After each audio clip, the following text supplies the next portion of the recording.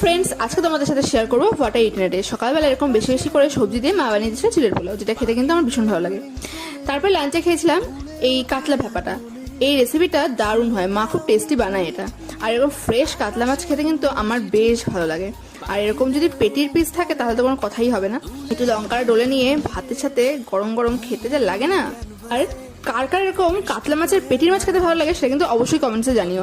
আর সেই পেটির মাছে যদি তেল থাকে সেই তেলটা তো আমার দারুণ লাগে খেতে। তারপরে চলে গেলাম সোজা ডিনারে বানিয়েছিলাম ড্রাই চিলি চিকেন। এটা আমি আমার স্টাইলে বানিয়েছিলাম, কিন্তু খেতে কিন্তু দারুণ হয়েছিল। তোমরা যদি রেসিপিটা চাও বলো, তোমাদের সাথে শেয়ার করে দেবো। আর সাথে বানিয়েছিলাম চিলি গার্লিক নুডলস। আর চাইনিজ খেতে আমি ভীষণই ভালোবাসি, আর বাঙালি চাইনিজের মধ্যে কিন্তু একটা অন্যরকম ব্যাপার আছে।